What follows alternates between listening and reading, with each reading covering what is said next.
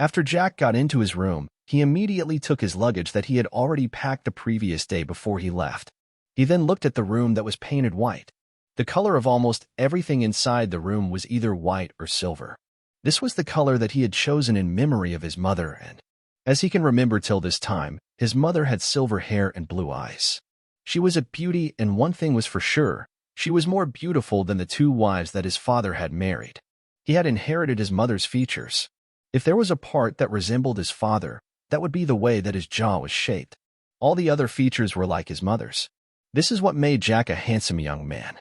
With his rare features, he was a dream guy for most of the girls in Crystal City.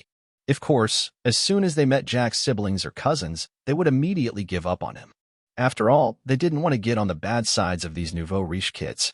He looked around the room for a little while before he let out a sigh. He then murmured, "Mother, I'm not sure whether you would have wanted me to leave this place or not, but I'm going to go out and prove myself. Although I won't be proving to them, at least, I would like them to know that your son wasn't useless at all." With that, he stepped out of his room and headed to the room that his mother had been using previously before she died. He entered the room that could be said to be a match to his in terms of colors. He stared around for a while. Then, he took a step forward and looked at the bedside cabinet. He opened it and took a big envelope. This was something that his mother told him to take it with him as long as he was sure that he wouldn't be coming back to the room again. Since he was leaving, he had no intention of coming back to this place. Alfonso family had wealth but had no moral values at all. After all, he had the blood of the Alfonsos running in his veins, but he was still being mistreated. He put the envelope into his bag. He was carrying a backpack. He didn't have many things as he was mainly saving money, and he had bought nothing luxurious over the years. In the bag, there were only the few documents that were important to him, a few pairs of clothes, and the envelope that he'd just taken. Without looking back, Jack left the room and left the mansion. He didn't find any of his half-siblings on his way out, and he heaved a sigh of relief. Those siblings of his were a headache to him, and he wasn't ready to face them when he was about to leave. So he can say that it seemed that Lady Luck was on his side this time. As he left through the main gate, he reached the road that led to the main road. This was an exclusive road for the Alfonso family that had been built for them by the governor of the city. This was his show of appreciation and, of course, to curry favor with the Alfonso family. It seemed that he had celebrated too early, as after he got out of the gate, he found that Steve and Brenda were waiting for him. They had even called a taxi for him. He shook his head as he thought to himself, "Seems that they can't wait to get rid of me. Jack, here, we've called a taxi for you, and we're even paying for you. No need to thank us, we're family after all." At this time, Brenda strode towards him as she spoke. Her voice was laced with both slyness and mischief. Jack could tell that something was wrong, but he couldn't point it out.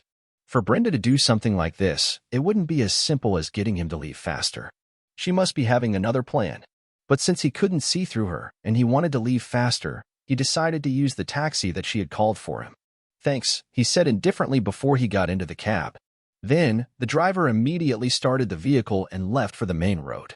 As they watched as the cab disappeared into the distance, Steve couldn't hold himself anymore and asked, "So, what are you planning this time? You didn't pay for him at all, but you told him that you did so." "Humph, why would I waste my money on someone like him? As for what I am planning, it's simple. I told the taxi driver to tell me where he's going to take Jack. From there, we can see what we're going to do. I am going to make sure that he comes back while begging on his knees to be taken back into the family," Brenda said with a cold smile.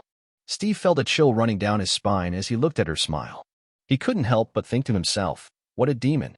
I better not get on her bad side or things wouldn't be so good." Inside the cab, the driver drove the taxi as he looked at Jack via the rearview mirror.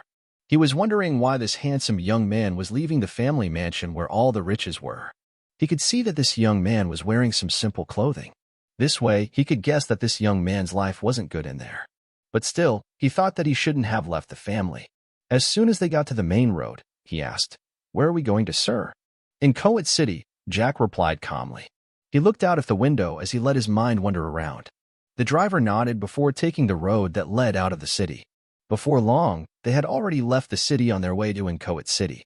It would take at least 5 hours to get there. Seeing that Jack wasn't paying attention to him, he immediately took out his phone and sent a text message to Brenda. She had given him $5,000 so that he could give her the location that Jack was going. He saw no reason to refuse such easy money and thus accepted. Furthermore, he knew that if he didn't accept, he would surely have a hard time in the city. Why would he die for a person whom even his family didn't value at all? As soon as he sent the message, he received a reply. Tell me the exact location that you'll be dropping him. He immediately agreed and put his mind back to driving. He was also thinking about the fact that, since he was having the contact of the young lady if the Alfonso family, maybe in the future he could use his connection with her to make his life in the city easier. Jack had no idea that where he was heading to had already exposed. He just sat on the back seat of the cab as he thought about what he was going to do once he reached Inchoate City. He decided that he would open a small store with the money that he had been saving during the years. This way, he could have a source of income. Then, after the business expands, he would be able to get a footing in the city. Although he knew that he wouldn't be able to become a millionaire without getting an opportunity, he decided to be optimistic. Nobody knew what would occur in the future. He took his backpack and opened it. He then took the huge envelope that he had gotten from his mother's room. He had an urge to open and see what was inside it, but he forced down the urge. This envelope had been staying inside his mother's room throughout the years. He was the one that was making sure that his mother's room was tidy. Furthermore, those arrogant members of the Alfonso family thought that it was beneath them to enter a mistress's room. Thus, nobody had ever entered his mother's room since she died other than the servants that were doing the cleaning. Even though the servants knew that the mistress and her son weren't favored by the family, they didn't dare have a thought of stealing anything inside the room. If they were found to have stolen, their fates would be anything but good. Alfonso family had zero tolerance to thieves. So, although the cabinet that the envelope was placed in wasn't locked, nobody had taken it. Jack could clearly remember his mother's words about this envelope. It was simple. If you were thinking about marrying and starting your own family, you can open this envelope. Otherwise, don't do it. Remember, even before thinking about having a girlfriend, you'll have to open the envelope. He was 14 at that time. He didn't understand his mother's words, neither did he understand them even now. As long as he wanted to have a girlfriend, he would have to open the envelope first. But he would do as his mother wished him to do. He outbacked the envelope back into his backpack.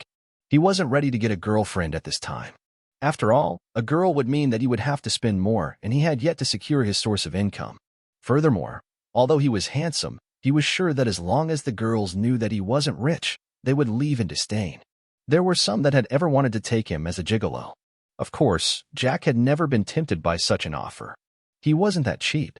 As Jack was still thinking, he forgot about time, and he didn't know that 5 hours had already gone past.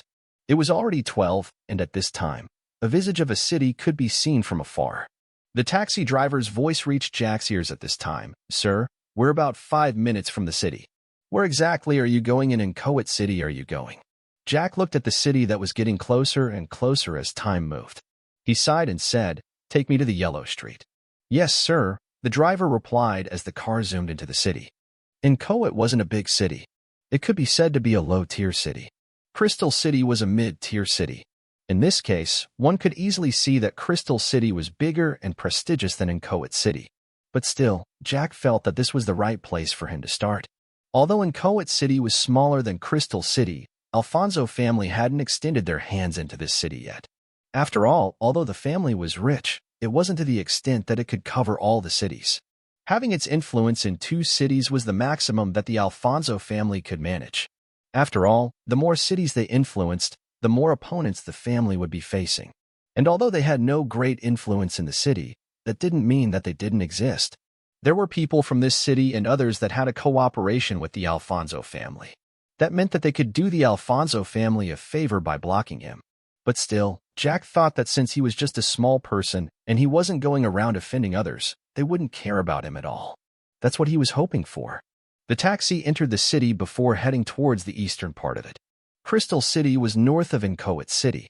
Yellow Street that Jack wanted to go to was found in the eastern part of the city. Yellow Street wasn't that prestigious. It could also be said to be the poor side of the city. But that's where Jack could afford to start. The driver was wondering what a person from the great Alfonso family of Crystal City was going to do in the poor Yellow Street. But that was none of his concern. He simply took out his phone and texted Brenda on where he was taking Jack. On the other hand, Jack took out his phone. It wasn't a recent one, but one that was about to go out of fashion. It was a smartphone, but the version wasn't the latest one. It was an Infinix. He scrolled through and looked at the messages. He found that other than the promotional messages, there was no other message. It seemed that his father didn't care about him leaving the family after all. He sighed and checked his bank account balance. Since he began saving, he had never checked how much he had in his savings account. He always kept some cash aside that he could use. As for others, he saved all of it. Flyer's bank savings account balance is $432,753. He sighed as he saw this. It wasn't even $500,000. One had to know that Jack was saving this money since he was 13. In other words, this was a 6 years' worth of savings. It seemed that the money that he was receiving from the Alfonso family wasn't that much at all. After all, apart from his usual expenses, there was nothing else that Jack used the money that he had for apart from saving it. "We're here." The driver's voice brought him out of his thoughts. He then put back his phone into his backpack and got out of the taxi. He was just about to leave when the taxi driver shouted at him, "Hey, you haven't paid yet." Jack didn't bother to explain that Brenda had said that she had paid for him. After all, he knew that Brenda wasn't such a nice person that could pay for him something like that. Furthermore, she didn't know where he was heading to, so there was no way she could pay. "How much is it?" Jack asked. $1,180, the driver replied. Jack transferred $2,000 from his alternate account to the driver. "Then," he said, "keep the change." He wasn't ready to wait for change as he needed to get a place to stay and get lunch.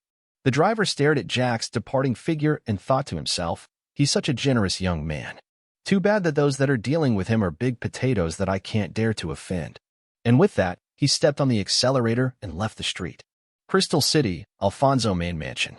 "So, you're telling me that Jack left the family and headed to Inchoate City?" A man's deep voice echoed inside the living room. "Yes, father. He said that he wanted to fend for himself. But I didn't think that he would go to such a backward place. What's more, he went to the poorest area, Yellow Street of Inchoate Street. If anyone knows that he's a member of Alfonso family, then I'm sure that our family's reputation would go down." Brenda replied as she sat opposite a blonde-haired man. This was the current head of the Alfonso family and Jack's father, Dalton Alfonso. He had short blonde hair, green hair, and well-trimmed beard. He was already edging towards his late 40s as he was 47 years old. His current expression wasn't looking good at all. After all, his son had just left the family without saying a word. What's more, he headed towards the poorest area of a small city. This was demeaning of his identity as the current CEO of Fonso Group. He was Jack's father and a CEO of a multi-million group. If even his son was living life of a beggar, his reputation in the circle would surely be diminished. What's more, there were brothers and cousins of his who were eyeing his position. He was sure that they were going to use this so as to give him a good blow.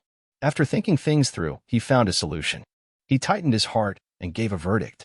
From this moment onwards, Jack is no longer a member of Alfonso family. His words shocked all those that were present in the living room. More so those that were planning on what to do during the general meeting of the family. They had never expected that Dalton would be so cruel as to disown his own son just so as to maintain his position as the CEO. In other words, the position was more important than the son. Jack had no idea that he had just been disowned by his own father. But even if he knew, he wouldn't care as his father never cared about him anyway. So there was no difference at all. He was currently in a small apartment that he'd just rented.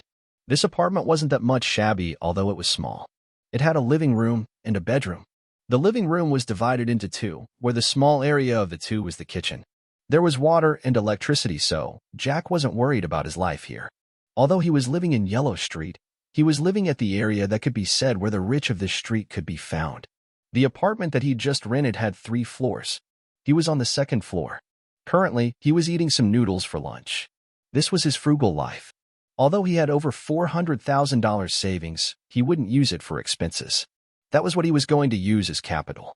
After his simple meal, he went to a shop's agent of the street. This was where if a person wanted to get a shop, either to rent or purchase, they would go there. The office was the only one in the entire street that had a rich man's vibe. It wasn't that big.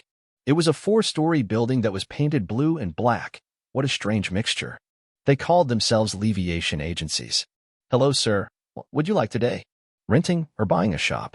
The receptionist asked. "I would like to rent a shop in the upper areas of the street." "So, what's the price?" Jack asked. What kind of shop would you like to rent?" The receptionist lady asked politely. "Just a small shop that can be used for selling foodstuffs and other house necessities." Jack replied. He had already thought about what he was going to do. With a small shop to sell such things, he was sure that he wouldn't miss customers. We have a grocery store that has stock already. It was sold by the owner to our agency 2 days ago. But all the things that can expire have all been sold out and only those with a long shelf life are left. If you're interested, we can rent this store to you." After going through a list on the counter, the receptionist replied. Jack thought for a moment and felt that it wasn't bad. So he decided to get it. Seeing that Jack had accepted, the receptionist revealed a smile and said, "The store is located closer to the end of the street, bordering Alpine Street. It has an area of 1,500 square meters. This area is open and the traffic is good too. So the rental cost would be $7,000 a month."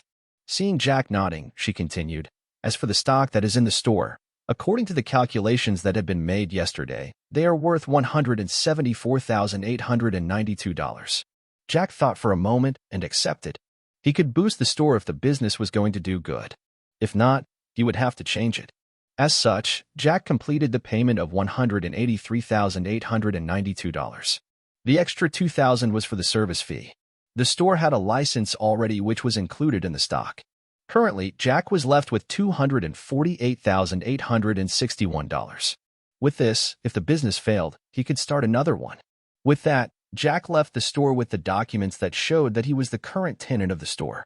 The store wasn't that far from the agency office. It was just a 5-minute walk and Jack was there.